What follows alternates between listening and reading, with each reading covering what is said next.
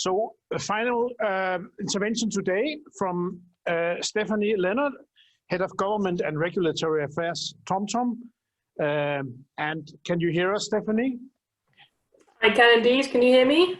Yes, very well. So what is the future of mobility, and how can we achieve public-private collaboration best practice? What do you say? Hold on, let me load my slides. Can you see the presentation? Yes, thank you. Perfect, okay. Right, let me set a timer because we're behind schedule, so I need to make sure that I don't go over time. Okay, so firstly, I just want to take a few moments actually to congratulate the organizers on this conference. I think you've done a tremendous job in organizing an event where you have people physically in the DTU campus and people from all around Europe. I think it's been the first, at least that I've attended, that's tried to be a hybrid of those two combinations, and you've done an excellent job, so well done for that. So for the last few moments before those at the campus take a refreshment drink, or those of us online go to either our next meeting or shut down for the day, I want to give a little bit of some inspiration, give a bit of thought leadership, and give a short closing keynote on how we as a company see the future of mobility as TomTom, and also from my personal experience of working in the public and private sector over the years, what it takes to have successful public-private cooperation, which is what the EIT is all about. So let me see if you can see the next slide working okay. So as I mentioned, those are the two focus areas. I start with the future mobility, and then I'm going to go into public-private partnership. So on the issue of the future mobility and the system that we want to work towards, TomTom as a company, as a location technology specialist, truly believes that we need a mobility system that is a safer, cleaner, and congestion-free world. We believe that there are 4 key technologies and 4 key mobility instruments which will be essential to achieving that vision.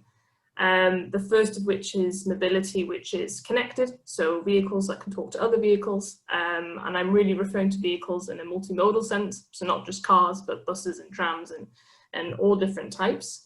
Of course, automated mobility and autonomous vehicles. And I don't know if it's good or a bad thing that I come now after the previous speaker who mentioned the stuff from before, but yeah, it's true that we're not there yet, that autonomous mobility is not on the roads today, and there's a reason for that. But if as an industry we can come together and find solutions to make these vehicles as safe as possible, we have a huge potential to increase road safety. One thing which is important to highlight is 95% of accidents are caused by human error. So there is a huge potential for these vehicles to increase safety, but we still have a way to go to get them exactly roadworthy and all the regulations and things tied in. Third element, of course, is the notion of shared mobility, which isn't new. This has been around for decades. What's changed in recent years, of course, is the technical means to connect the owners of those services and the users. So platforms have been used a lot in the past decade across all different modes, and that has a huge potential to increase the efficiency and give more modal choice to different passengers and to reduce car dependency, which therefore reduces congestion. And last but not least, of course, electrification, which has been a key theme today with an entire dedicated session on that. So electrification has a huge potential to improve air pollution and to improve noise pollution, and also to reduce greenhouse gas emissions. So a safer, cleaner, congestion-free world and a shared, automated, connected and electric mobility system. That is what as a company we truly believe in and what we hope our technologies will enable. And I think this ties in very closely to what the EIT is trying to realize and what the different sessions throughout today have tried to do.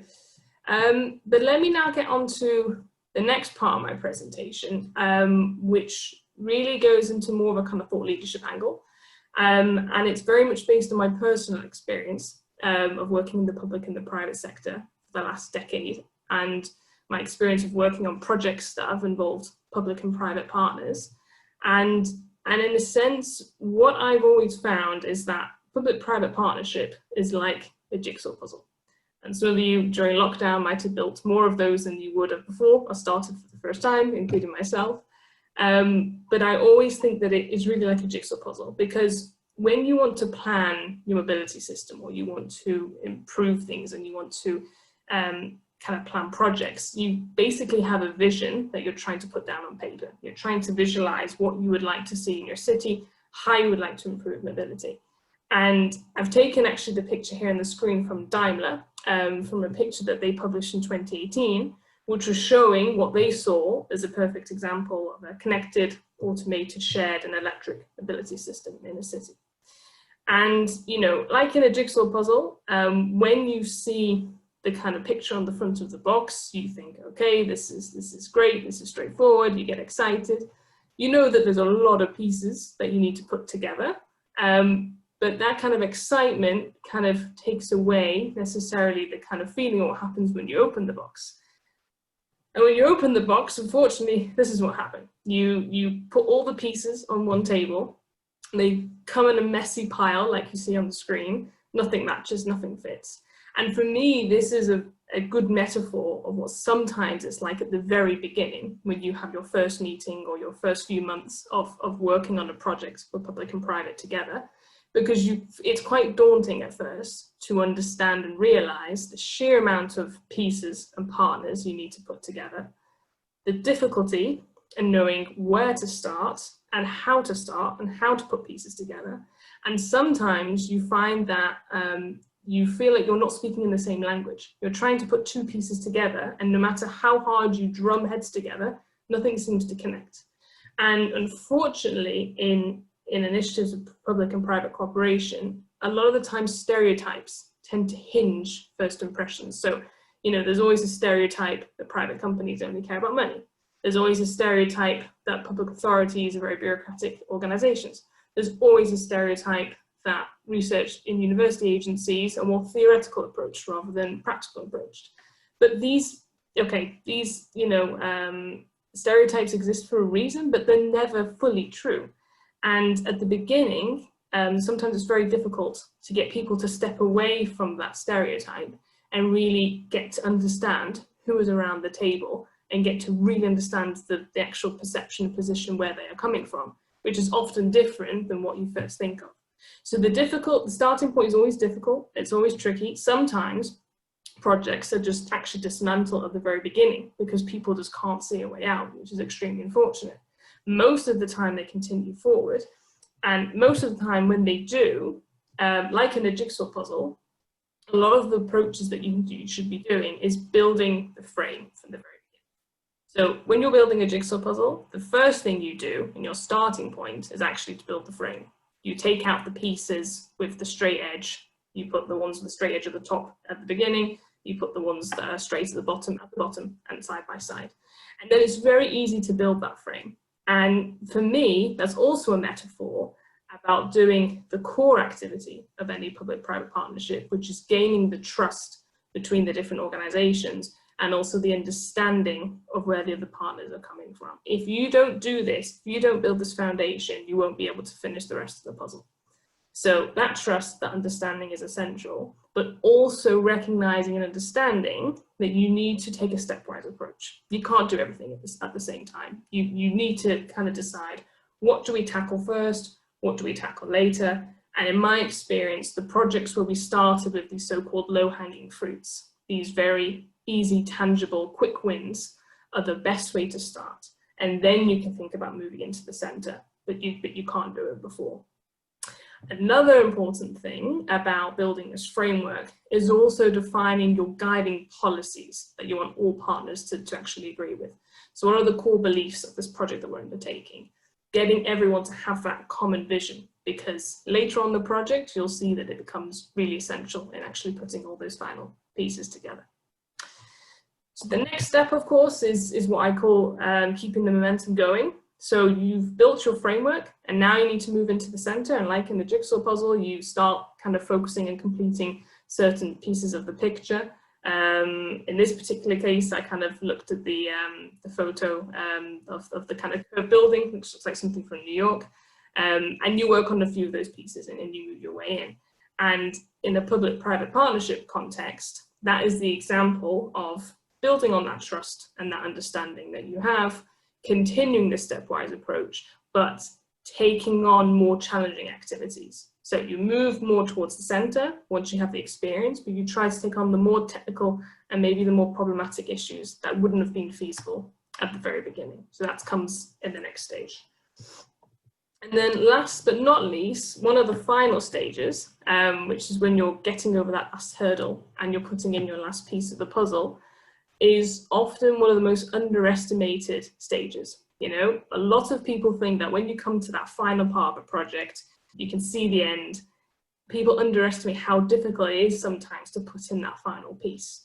In my experience, I've been in projects where, you know, we forgot something a bit along the way, and then it was very problematic to kind of fit it in at the very last moment.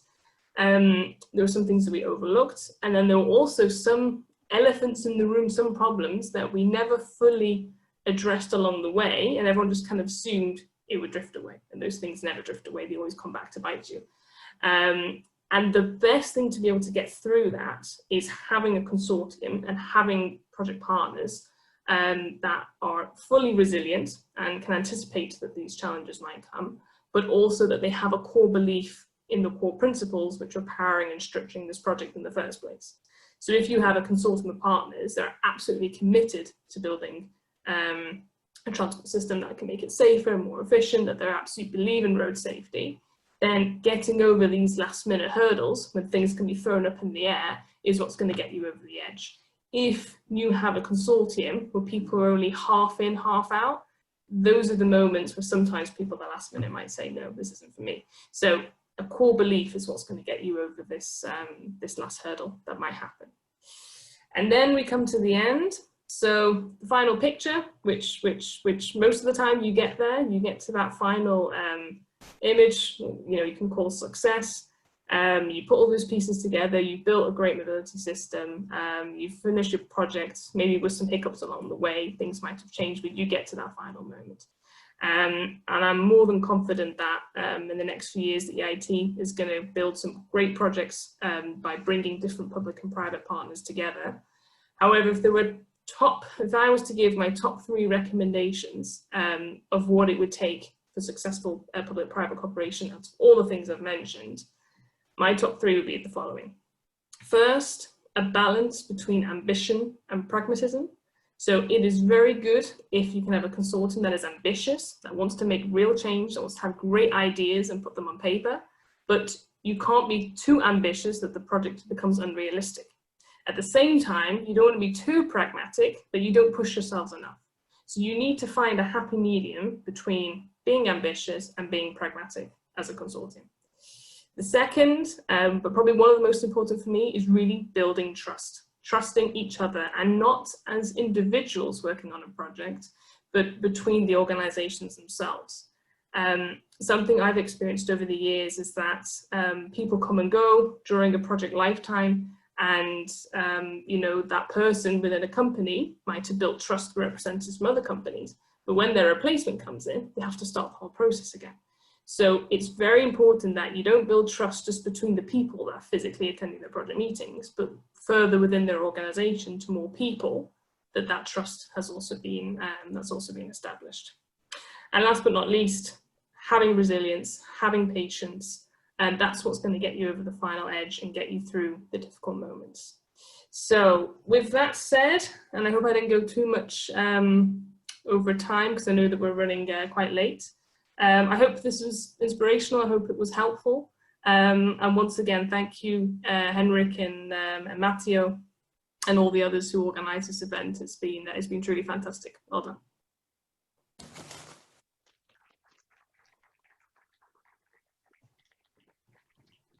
Thank you for sharing your insights, Stephanie, and your ambitions.